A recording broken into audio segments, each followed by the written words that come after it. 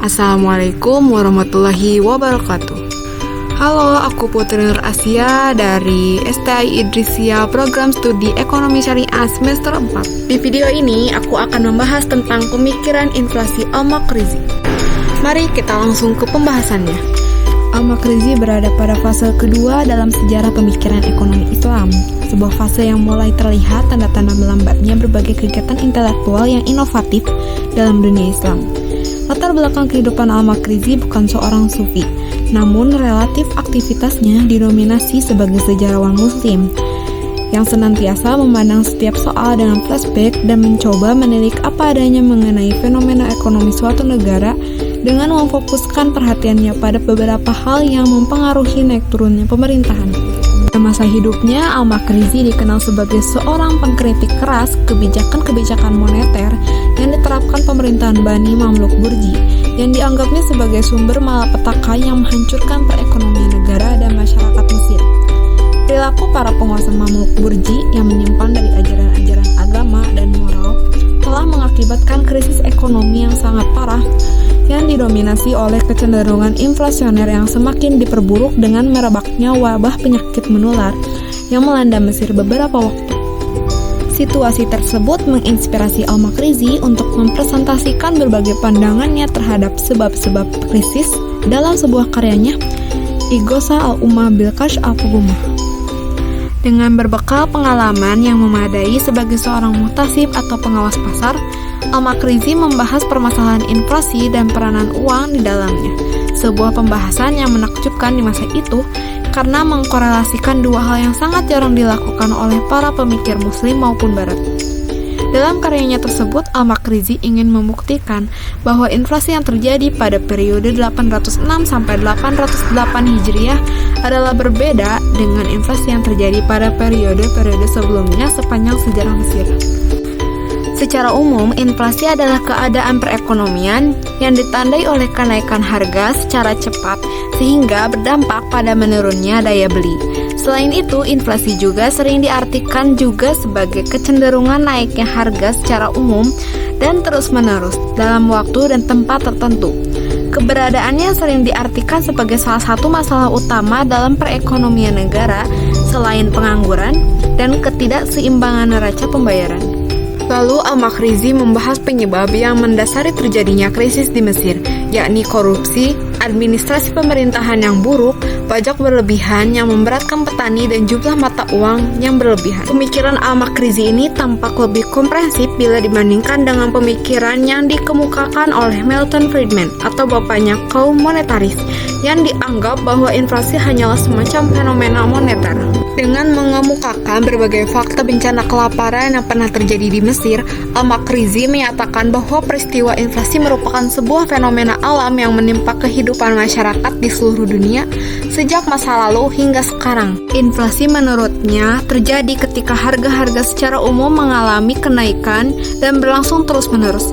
Pada saat ini persediaan barang dan jasa mengalami kelangkaan dan konsumen karena sangat membutuhkannya harus mengeluarkan lebih banyak uang untuk sejumlah barang dan jasa yang sama. Al-Makrizi mengklarifikasi inflasi menjadi dua bagian menurut faktor penyebabnya, yaitu faktor alamiah dan faktor kesalahan manusia. 1. Faktor alam. Sesuai dengan namanya, inflasi jenis ini disebabkan oleh berbagai faktor alamiah yang tidak bisa dihindari umat manusia. Menurut Al-Makrizi, ketika suatu bencana alam terjadi, berbagai bahan makanan dan hasil bumi lainnya mengalami gagal panen, sehingga persediaan barang-barang tersebut mengalami penurunan yang sangat drastis dan terjadi kelangkaan. Di lain pihak, karena sifatnya yang sangat signifikan dalam kehidupan, permintaan terhadap berbagai barang itu mengalami peningkatan. Harga-harga mengalami kenaikan yang tinggi jauh melebihi daya beli masyarakat. Hal ini sangat berimplikasi terhadap kenaikan harga berbagai barang dan jasa lainnya. Akibatnya, transaksi ekonomi mengalami kemacetan, bahkan berhenti sama sekali, yang pada akhirnya menimbulkan bencana kelaparan, wabah penyakit, dan kematian di kalangan masyarakat. Keadaan yang semakin memburuk tersebut memaksa rakyat untuk menekan pemerintah agar segera memperhatikan keadaan mereka. Lebih lanjutnya, Al-Makrizi menyatakan bahwa sekalipun suatu bencana telah berlalu, kenaikan kenaikan harga-harga tetap berlangsung. Hal ini merupakan implikasi dari bencana alam sebelumnya yang mengakibatkan aktivitas ekonomi, terutama di sektor produksi, mengalami kemacetan. Saat situasi telah normal, persediaan barang-barang yang signifikan seperti benih padi tetap tidak beranjak naik, bahkan tetap langka. Sedangkan permintaan terhadapnya meningkat tajam. Akibatnya harga barang-barang ini mengalami kenaikan yang diikuti oleh kenaikan harga berbagai jenis barang dan jasa lainnya, termasuk upah dan gaji para pekerja. 2. Faktor kesalahan manusia. Al-Makrizi mengidentifikasi dalam 3 hal. 1. Korupsi dan administrasi yang buruk. Al-Makrizi menyatakan bahwa pengangkatan para pejabat pemerintah yang berdasarkan pemberian suap dan bukan kapabilitas akan menempatkan orang-orang yang tidak mempunyai kredibilitas pada berbagai jabatan penting dan terhormat, baik di kalangan legislatif, yudikatif maupun eksekutif. Mereka rela menggadaikan seluruh harta miliknya sebagai kompensasi untuk meraih jabatan yang diinginkan serta kebutuhan sehari-hari sebagai pejabat. Akibatnya, ketika mereka menjabat, para pejabat pemerintah berusaha mengumpulkan harta sebanyak-banyaknya dengan menghalalkan segala cara.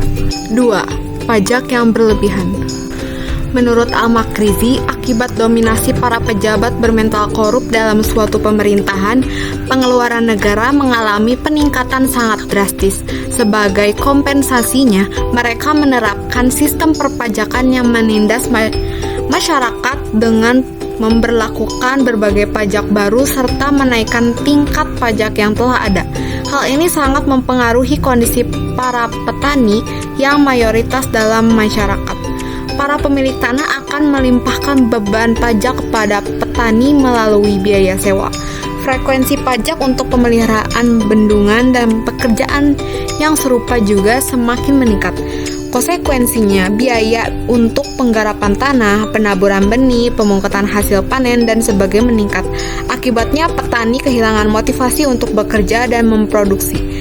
Dengan demikian, terjadi penurunan jumlah tenaga kerja dan peningkatan lahan tidur yang akan sangat mempengaruhi tingkat hasil produksi padi serta hasil bumi lainnya, dan pada akhirnya menimbulkan kelangkaan bahan makanan serta peningkatan bahan-bahan. 3. Peningkatan sirkulasi mata uang. Ketika terjadi defisit anggaran sebagai akibat dari perilaku buruk para pejabat yang menghabiskan uang negara untuk berbagai kepentingan pribadi dan kelompoknya, pemerintah melakukan percetakan mata uang fulus secara besar-besaran. Menurut Al-Makrizi, kegiatan tersebut semakin meluas pada saat ambisi pemerintah untuk memperoleh keuntungan yang lebih besar dari percetakan mata uang yang tidak membutuhkan biaya produksi tinggi ini tidak terkendali. Sebagai penguasa, mereka mengeluarkan maklumat yang memaksa masyarakat menggunakan mata uang itu. Jumlah fulus yang dimiliki masyarakat semakin besar dan sirkulasinya mengalami peningkatan yang sangat tajam, sehingga fulus menjadi mata uang yang dominan.